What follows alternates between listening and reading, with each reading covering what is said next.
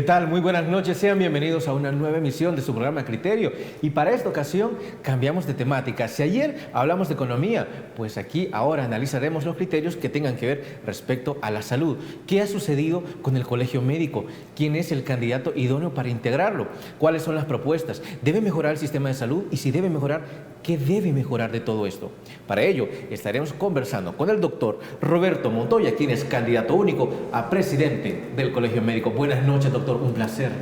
Buenas noches, Luis Fernando. Muchísimas gracias por el espacio, por la oportunidad de que dialoguemos sobre las situaciones de salud del país y la incidencia del colegio médico en ella. Ok, doctor, precisamente vamos a comenzar con esta situación que entiendo que están como en una especie de campaña electoral, ¿no?, para integrar la Junta del Colegio Médico. Y una de las primeras cosas que debemos tener claro es cuáles son las propuestas. Entonces, doctor, ¿cuáles son todas esas ideas que han integrado en su plan? ¿Qué es lo que debe mejorar? Esencialmente se resumen en el logo que hemos tratado de mantener dentro de la planilla, que dice, es una planilla por el gremio médico unido e inclusivo.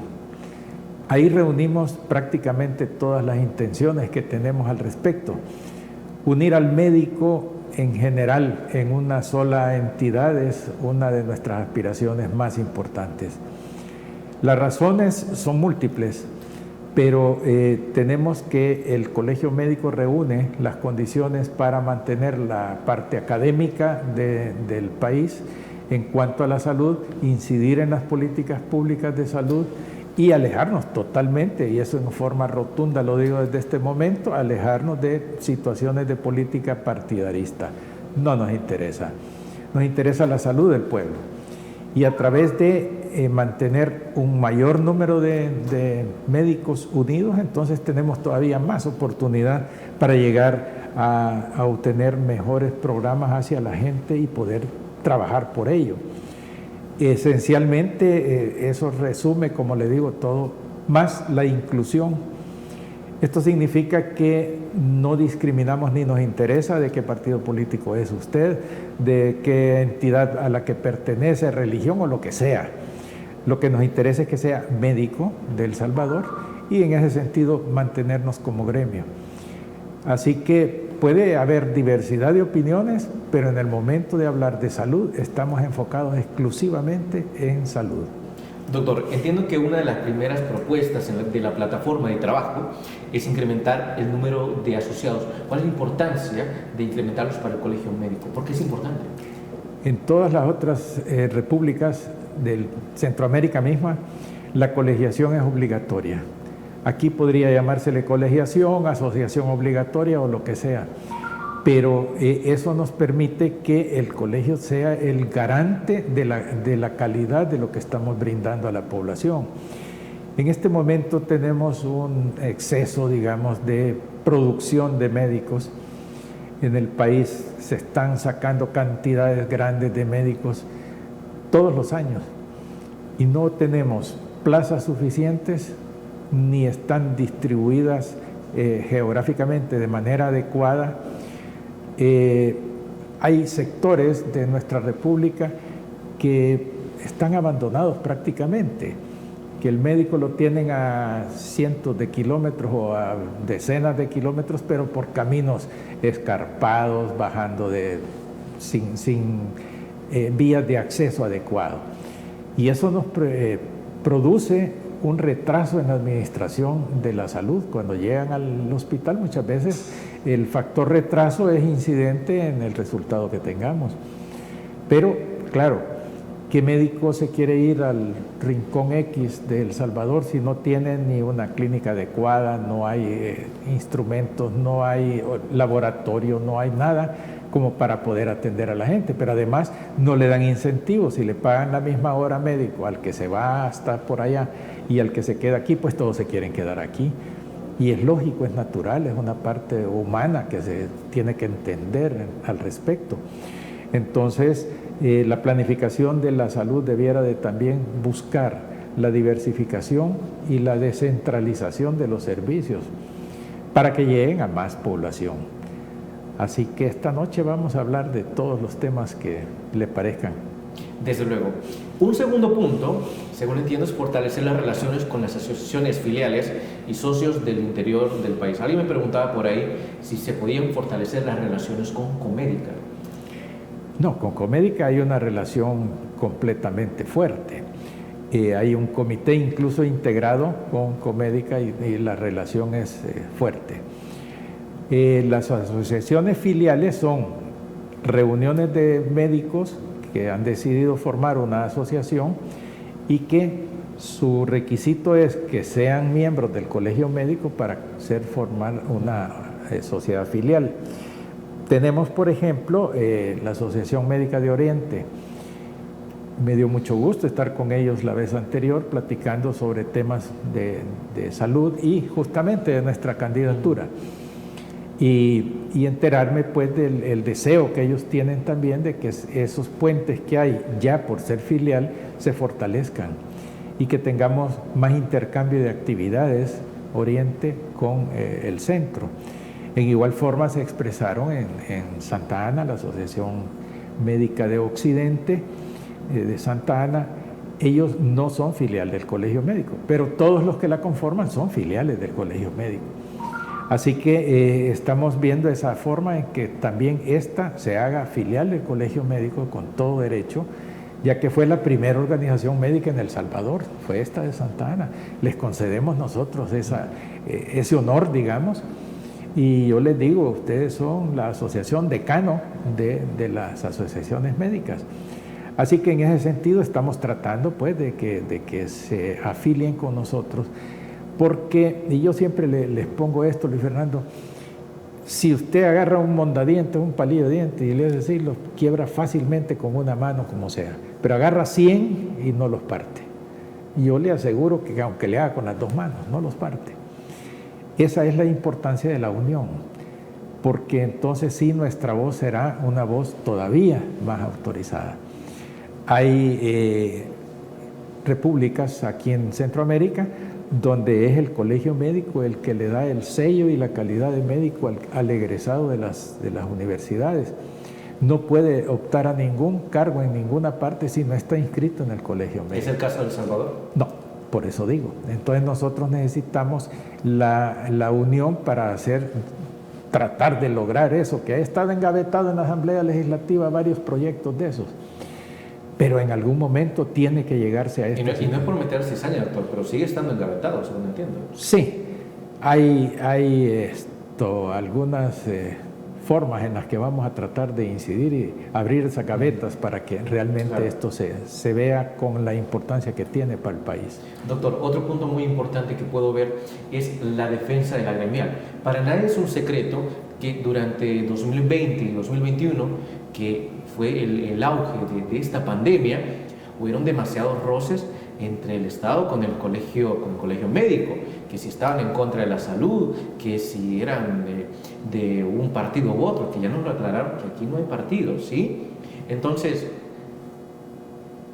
nos referimos a ese tipo de vulneración, a los ataques políticos contra ustedes que se han hecho en los años pasados, y por eso es necesario fortalecer la gremial. En primer lugar, sí, porque tenemos que situarla en el punto que le merece y que debe estar.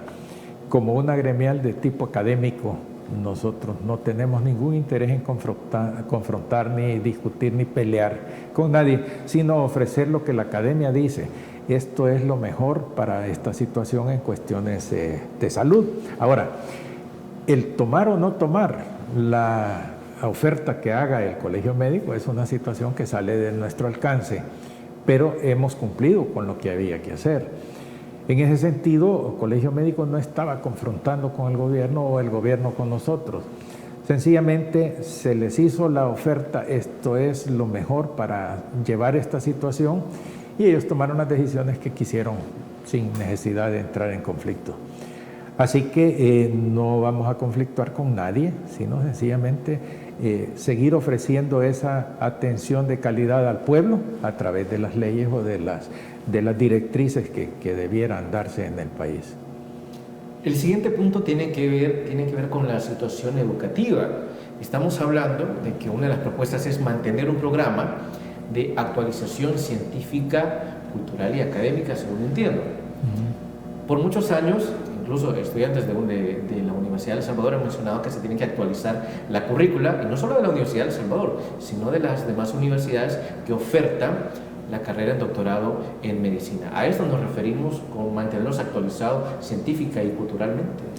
Es una de las vías o caminos para lograr esto. De hecho, formo parte de un consejo consultivo de una universidad, la Universidad Nueva de San Salvador, en la cual estamos enfocados en cambiar completamente, dentro de 8 años, el tipo de producto que se está dando en la medicina, el tipo de médico que se gradúa. ¿Cuál es la visión de ese médico? Eso es justamente, tiene que ser en primer lugar formado académicamente de forma adecuada, completamente adecuada. Segundo, éticamente formado también, que la parte de ética y de cómo va a tratar a sus pacientes en la parte personal sea bien fundamentada en principios y valores. De ese médico que pretendemos que sea humanista, que sea más humano, que tal vez los planes actuales lo han diluido la parte humana por el exceso de trabajo, por lo que sea, pero tenemos que incidir mucho en el trato que se dé al paciente. Que no haya diferencia entre el paciente privado y el paciente institucional, que a este lo trate usted de una manera y al otro más complaciente o como sea, sino que se vea el paciente como paciente, punto, donde esté. La parte de educación médica continuada implica también el desarrollo de actividades dentro del colegio que ofrecemos para los médicos generales, médicos del interior del país, residentes o en año social, que quieran llegar a las conferencias que se les planteen para determinados temas, dictados por especialistas, y es una formación continua en varios aspectos. Y también dentro de las asociaciones filiales, que somos 37 asociaciones filiales conformadas por especialistas, la mayoría, pero hay médicos generales, hay una asociación de médicos retirados, de los cuales fui presidente en 2 oportunidades también, y en ese sentido, pues, mantenernos todos actualizados en los temas de medicina y salud. Doctor, las políticas públicas actualmente aplicadas por el Estado, desde luego en materia de salud, ¿han sido las idóneas? Eso hay que analizarlo luego de la pausa comercial. Ya volvemos.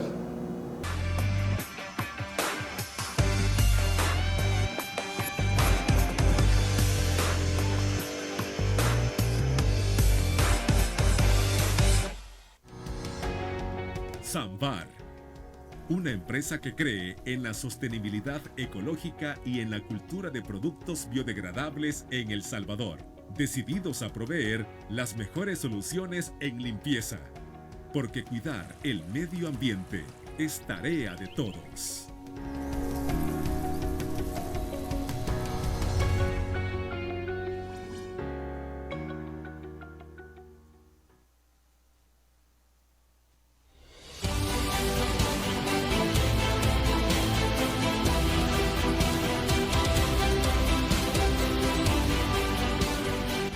Nuestro compromiso, nuestra pasión, son algunas de las cosas que nos caracterizan como salvadoreños. Farmacia La Buena, la farmacia de todos.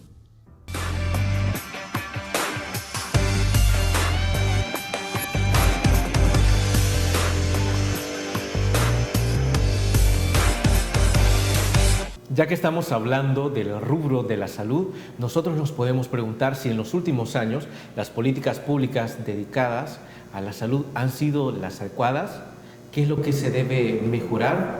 ¿Será que nuestras autoridades han podido escuchar las propuestas que los médicos tienen para mejorar todo esto? ¿Qué nos dice el doctor Montoya? Gracias, Fernando. La realidad es que si enfocamos la salud como debe ser, está la parte preventiva primaria, que es lo más importante, la salud preventiva. Y eso ha estado casi siempre descuidado en el sentido de que tiene mayor importancia la salud recuperativa de la salud. Y en ese momento, cuando llegue el enfermo, ya no se está pensando en cómo se previene, sino cómo se saca del problema que tiene de su salud. Así que lo prioritario debiera ser justamente tener una salud preventiva al máximo de cobertura, y eso se estaba logrando hasta cierto punto con los ECOS, los equipos comunitarios de salud, pero últimamente con esto de la pandemia vino a tergiversar todo. Todo se centró COVID-19, y esta epidemia nos vino a quitar la visión realmente de la salud del pueblo. Para mí, cuando hablamos de que se dan en tal hospital tantas consultas, tantos rayos X, ese es un fallo de la medicina preventiva. Si la medicina preventiva fuese realmente eficaz, lo único que tendríamos son situaciones inevitables como una apendicitis, por ejemplo, y que tenga que operarse. Pero todas las demás enfermedades y las crónicas degenerativas o no transmisibles, esas definitivamente no deberían existir. Y si las existe, como la transmisión de tipo genético, como la diabetes, pues mantenerla bajo control desde el principio. Detectar el que será un diabético por su genética y ya evitarle que llegue a problemas más adelante. Fíjese que yo me pregunto realmente, yo salí de médico hace 40 y tantos años, en el 1973, y me pregunto, ¿qué ha cambiado de la medicina? Mi número de la Junta de Vigilancia es 1052 y hoy estamos por el 22.000.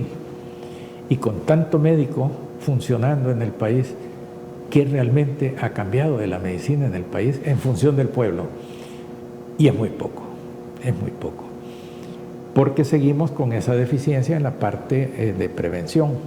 Estamos hablando de que ha aumentado la cantidad de médicos, pero no la calidad de la medicina. Sí, y estamos hablando pues también en esos 40 años, no es que aumentaron el número de médicos rapidito, sino, pero han aumentado y registrado 22.000 y tantos.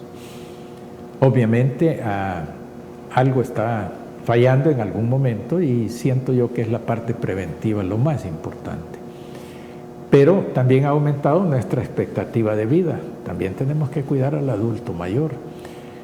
Ya gente como yo quizás no debiera andar en esto, sino estar por ahí en un centro de atención de adultos mayores, ¿verdad? Pero los que tenemos fuerza, entonces decidimos seguir sirviendo. En mi caso particular, yo estoy ya retirado desde enero del año pasado. Cerré mi clínica y ya estoy retirado. Pero el deseo de servir que está en los médicos, eso persiste en mí. Y si tengo tiempo por estar retirado, ¿por qué no puedo servir a mi gremio? ¿Por qué no puedo servir para incidir en las políticas de salud? Entonces, aquí me tiene haciendo la quijotada.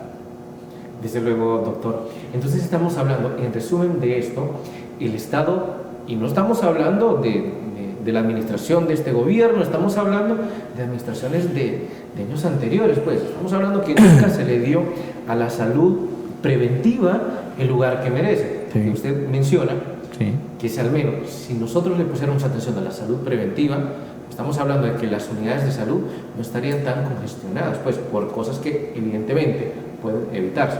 Sí, definitivamente, ese es el concepto real.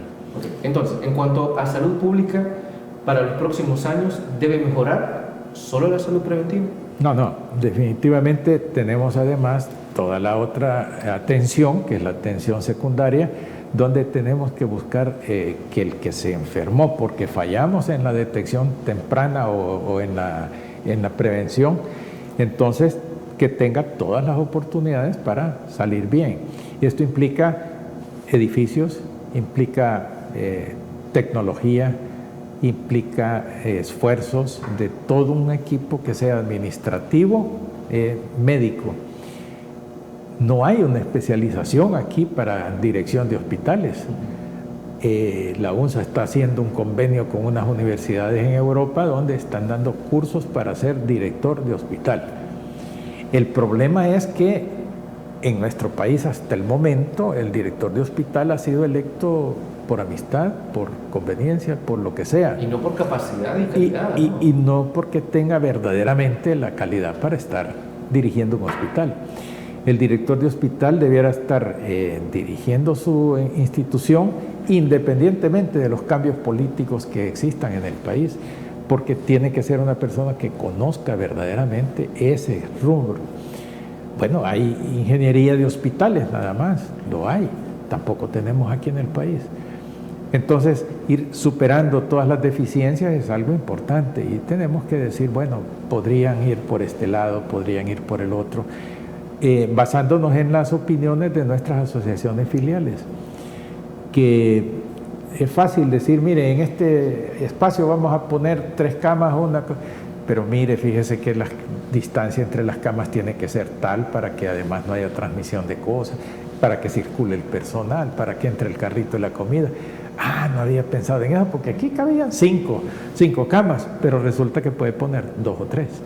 Entonces, pero han venido así las órdenes siempre, ¿verdad? Hagan esto, hagan lo otro, y no es lo más adecuado para la atención de salud. Estamos hablando de que nunca ha habido una planificación. Pues, o al menos como se debe. Pues es lo que parece, ¿verdad? Es lo que parece. Sí, sí. Ahora, doctor, otro punto muy importante a analizar es el aumento de las especializaciones. Entendemos que en El Salvador hay muy pocas y los doctores y también los estudiantes han pedido como de qué manera pueden haber más para evitar emigrar a otros países donde sí las tienen. Fíjese que en nuestro país la pirámide está invertida. La pirámide de la población médica tendría que ser una gran base de medicina general muy bien capacitados. Medicina general no es como en algún momento aquí se está usando como policía de tránsito. Viene el paciente, me consulta esto y pase al especialista, pase al otro especialista, pase. Pero la responsabilidad que debe tener el médico general bien formado sería tratar la mayoría de enfermedades a ese nivel.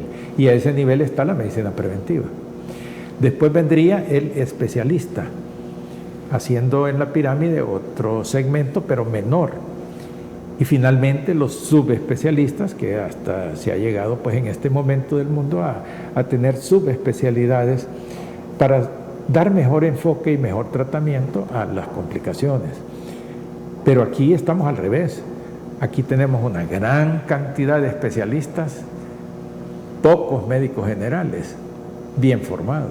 Entonces resulta que la atención está especializada cuando no debiera ser así.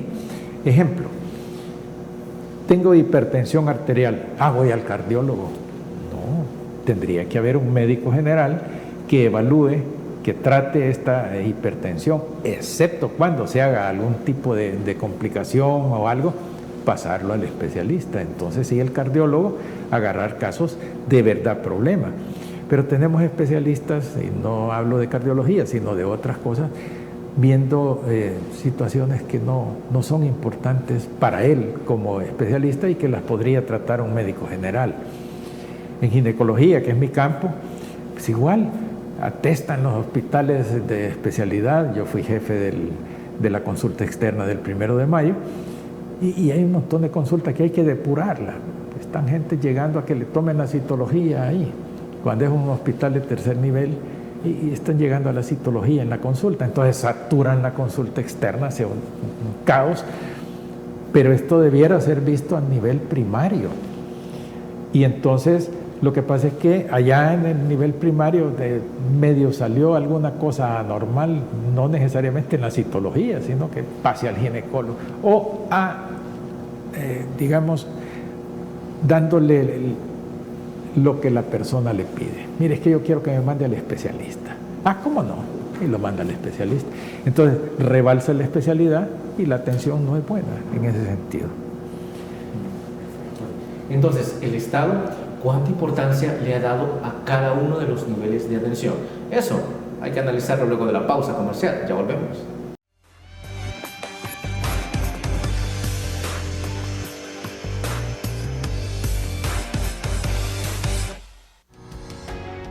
Samvar, una empresa que cree en la sostenibilidad ecológica y en la cultura de productos biodegradables en El Salvador, decididos a proveer las mejores soluciones en limpieza, porque cuidar el medio ambiente es tarea de todos.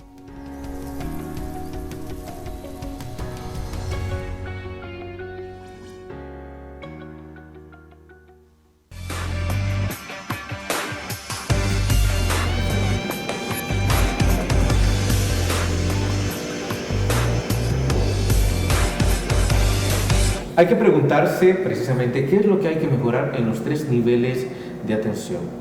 Doctor Montoya, ¿cuál es su criterio? Gracias, Luis Fernando. Lo que decía de hace un momento, la salud debe ser atendida primariamente en la salud preventiva. Esto implica el sistema que estaba funcionando de los ECOS, que son equipos comunitarios a los que se les asigna un territorio, una población blanco, y este equipo debe mantener a esa población en salud, es decir, visitarlos, conocerlos. El médico anda visitando con su equipo de enfermera y promotor de salud. Estamos hablando que al menos hasta antes de la pandemia los ECOS sí estaban funcionando. Estaban funcionando, lo que pasa es que el programa salió bastante bueno, pero no planificaron el costo. Entonces llegó un momento en que ya no había presupuesto para mantener los ECOS como tales y dejó de funcionar, así de fácil, dejó de funcionar. Entonces se quedó como un híbrido que medio hay eco, medio no hay, y esta situación se dio en detrimento de la prevención, que es lo que más necesitamos. Si la población está con un buen nivel de prevención, realmente la enfermedad que amerite tratamiento va a ser mucho menos, porque no se llega a ella, pues se evita el parasitismo intestinal, se disminuye y evitan las infecciones respiratorias, etcétera, que son las que más nos están dando problemas a nivel comunitario. Se educa a las personas también con los ECOS, se dan charlas, se mantiene a la gente informada y se les dan lineamientos para cómo deben comportarse ante determinada cosa, como la pandemia. A eso es lo que vamos, la educación hacia la población para intentar mejorar la salud preventiva ha estado baja. Sí, sí, ha estado baja. Sin embargo, han hecho su esfuerzo los promotores y los médicos, pero no ha sido suficiente. Entonces, esto hace que, de nuevo, se saturen otros niveles que no deberían estar recibiendo tanto enfermo, pero como no hay suficiente prevención, hay aumento de la enfermedad, entonces llegan a las unidades de salud, a las consultas. La gente también tiene sus propias prioridades y quieren la consulta a las 9 de la noche o a las 11 de la noche porque en la mañana o en el día estuvieron trabajando y después cocinando y después lavando, y entonces ya van con el niño a medianoche. Recarga los servicios, tanto de médicos, enfermeras, etcétera, en los hospitales y en las unidades de salud que tienen servicio 24 horas. Una vez saturados estos, entonces todo el sistema colapsa, pues prácticamente. Ya pedir una cita de especialidad porque se necesita, se la están dando para dentro de 6 meses, cuando usted lo que tiene es el problema en este momento. Cuando le indican a alguien una resonancia magnética, por ejemplo, o una tomografía axial, se la están indicando porque necesita usted ese elemento para diagnosticar ya una enfermedad. Y a lo mejor se lo dan 6 meses después y la cita con usted se la dan 9 meses después. Entonces, además de que llega 3 meses después de que se la tomaron desfasada, y ya usted dice, bueno, ¿y cómo estará ahora? De lo que estuvo hace 6 meses a cómo está en este momento, ese mismo problema pulmonar, cardíaco, renal, lo que sea. Eso es producto de la aglomeración excesiva que tenemos en los servicios. Entonces, yo siento que si se hace una planificación adecuada en ese sentido de poner tamizaje en cada una de las esferas, probablemente tendríamos mucha mejor salud que dar a la población. Doctor, nosotros también estamos hablando de la situación de la cual se aqueja la población. Digamos, las citas se le dejan para cuándo, se le dejan para dentro de 5 meses, 6 meses. Pero también hay que ver de que esos meses anteriores no es que el hospital esté vacío. No, sí, está saturado. Saturado, rebalsando. Ok, doctor, ahora bien, estamos hablando también de un punto sobre que se necesita calidad de médicos, ¿sí? Ahora bien, ¿cuántas veces nos hemos preguntado, ok, tenemos calidad de profesionales, pero esos profesionales tienen una buena calidad de vida, tienen salud mental, tienen tiempo para convivir con sus familias? ¿En el colegio médico se ha pensado en eso? Sí, es de las cosas que casi salen coloquialmente cuando se está platicando, porque todos los que estamos ahí hemos vivido estas situaciones de incongruencia entre cómo se trabaja, cómo se vive. Las personas tienen la impresión, si es médico es rico, sí. Y no es cierto, no es cierto. Los salarios son bajos, las consultas son realmente adecuadas para poder sobrevivir, digamos. No niego que hay algún especialista o subespecialista que tenga unos honorarios súper elevados, pero también... Pero no es el caso de la mayoría. No es el caso de la mayoría. A lo mejor ellos están compensando también los X número de doble de años que estudio que tuvieron sobre el que ya está ejerciendo. Vaya, un médico estudia y se gradúa después de 8 años. Después de eso, 3 años de especialidad, son 11. Si usted va a hacer una subespecialidad, tiene 2 o 3 años más. Estamos hablando de 13 a 14 años de formación. En esa formación probablemente iba con unos salarios de hambre y logró sobrevivir y casarse y tener 2 hijos y pagarles los colegios, bla, bla, bla. Ese subespecialista que está en el top de la pirámide como debiera ser, se justifica que tenga un costo elevado, mayor que los demás en el ejercicio privado. Por lo tanto, también en las instituciones debe ser contratado con unos salarios que compensen. La vez pasada salía me dio risa porque la oferta de trabajo era para una jefatura de un servicio que requería especialidad además, y por 6 horas ofrecían $600 o algo así. Mire, hay casos en que uno dice, ¿cómo es posible que se razone de esa manera para llegar a ofrecer estos salarios? Pues, ¿quién le va a ir por eso? Cuando un tiempo yo también fui ginecólogo de la clínica de la Universidad Nacional. Es cierto, la paga era pequeña, muy pequeña. Pero yo lo que me hice como razonamiento cuando me ofrecieron, el amigo que estaba en esa plaza me dijo, ¿querés cubrirla? Pagan esto.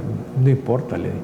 Yo fui alumno de la Universidad Nacional y lo que yo pagaba es risible, de verdad risible. Para decirle que pagaba 15 colones al mes.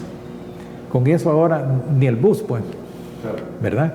No digamos cómo está la educación a nivel de kinder.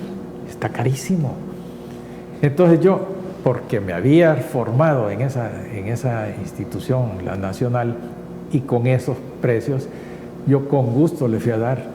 No me importaba, incluso si no me hubieran pagado. Era como devolverle algo a mi universidad. Así que, pero uno se da cuenta que sale y los honorarios que debieran ser llamados así, no salarios, sino honorarios, son de honor. No es cuestión de que se le va a pagar por él. No, es de honor que pues, se le pague por el sacrificio, por el riesgo que corre. ¿Quién de nosotros no ha atendido tuberculosis y todas las otras enfermedades transmisibles? Y lo hacemos sin miedo, con gusto, ¿verdad?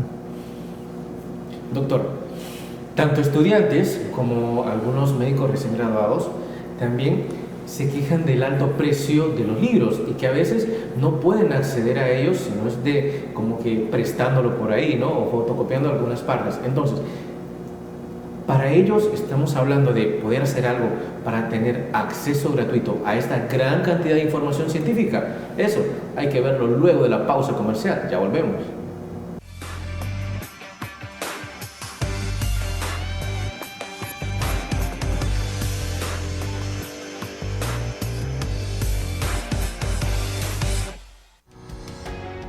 Sambar, una empresa que cree en la sostenibilidad ecológica y en la cultura de productos biodegradables en El Salvador, decididos a proveer las mejores soluciones en limpieza, porque cuidar el medio ambiente es tarea de todos.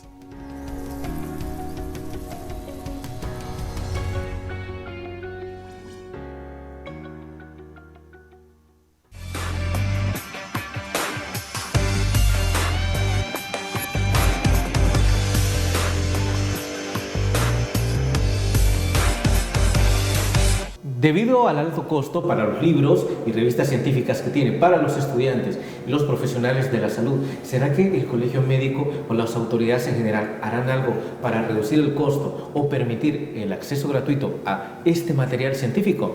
Doctor Montoya. Gracias. Esa es una buena pregunta. En primer lugar, porque estamos empeñados en la educación continua de todos los médicos. Tenemos que mantenernos actualizados. Cuando yo estudiaba comenzaba a salir el Bactrim y la ampicilina. Ahora hay una cantidad de antibióticos completamente diferentes con nuevas formas de acción y siguen aquellos por ahí para cuando sean necesarios. Pero si yo hubiera dejado de leer desde que salí, pues estaría yo frito en este caso. También tenemos que estar compenetrados de qué es lo que está pasando en la salud a nivel del mundo. Hay instituciones que desarrollan investigación científica y tenemos que tener el acceso a ella también. De tal manera que el colegio, viendo esta necesidad, a través de nosotros, si logramos los puestos que tenemos en la planilla, pretendemos de contratar bibliotecas virtuales a través del colegio médico, de los cuales todos los socios tendrían la oportunidad de accesar y buscar en todas las especialidades que hay cuál es la que más le conviene para actualizarse en un punto determinado. Eso genera dos cosas. Primero, la competencia. Si mis competidores, colegas, saben algo que yo no sé, yo estoy en desventaja, en primer lugar. Pero sobre todo quienes están en desventaja son los pacientes, que reciben menos atención adecuada. Así que pretendemos lograr eso en breve para poder compartir con todos los colegas el acceso a las bibliotecas virtuales, que hay muy buenas en todo el país. ¿Se ha dialogado con otros colegios médicos o instituciones a nivel latinoamericano? Hay una asociación de colegios médicos de Latinoamérica Dominicana, en la cual nuestro actual presidente del colegio médico es vicepresidente de esa asociación internacional. Hay intercambio de la parte administrativa de los colegios médicos como de la parte pública de los colegios médicos, y es importante que tengamos siempre este continuo intercambio entre los colegios médicos de otros sectores. No necesariamente que se deba mantener la vicepresidencia para El Salvador. El doctor Brizuela tuvo el honor pues, de ser vicepresidente representando a nuestro país. Eso también habla de lo que el doctor Brizuela se ha proyectado a nivel internacional como una persona que mantuvo los lineamientos correctos y apartidarios, ¿verdad? Así que sí hay comunicación con todos los colegios médicos, de la cual yo no tengo en este momento la comunicación directa porque solo soy un candidato. Claro. Espero, si soy electo, entonces llegar a tener esa comunicación con ellos. Doctor, en cuanto a la educación médica, hay debate sobre si la educación en medicina se debe mantener en 8 años o si existe la posibilidad de que se reduzca a 6 años. ¿Es posible eso, doctor, en nuestro país? Fíjese que lo que ha cambiado la medicina desde principios del siglo XX para acá es de la Tierra al Sol realmente. Y sin embargo el mismo número de años de estudio está. Entonces es bastante complicado pensar que vamos a reducir todo y meterlo en menos tiempo. Lo que en algunos sitios se ha dado es que se comienzan a hacer las diversificaciones desde el principio. Y esto es una cosa que hay en estos momentos una asociación, digamos, de hecho, pero que está tratando gubernamentalmente incluso de llevar la educación de todas las universidades a nivel superior, a nivel de primer mundo, digamos. Claro que viene a ser un sueño de momento, pero como le decía, en la universidad en la que estoy, en el comité educativo, comité consultivo, perdón, estamos justamente buscando cómo poder hacer para que haya mayor capacidad de diversificación.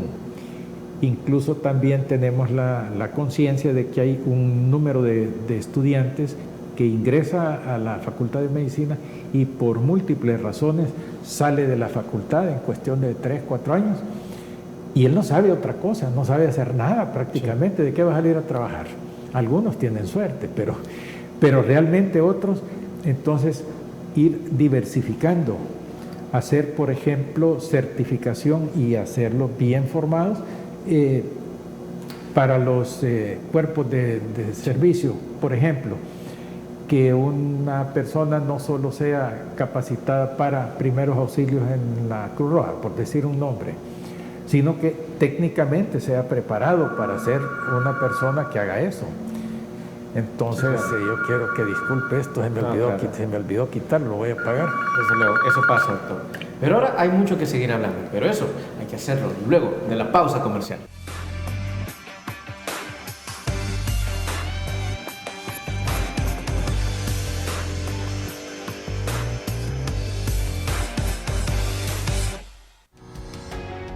Samvar, una empresa que cree en la sostenibilidad ecológica y en la cultura de productos biodegradables en El Salvador, decididos a proveer las mejores soluciones en limpieza, porque cuidar el medio ambiente es tarea de todos.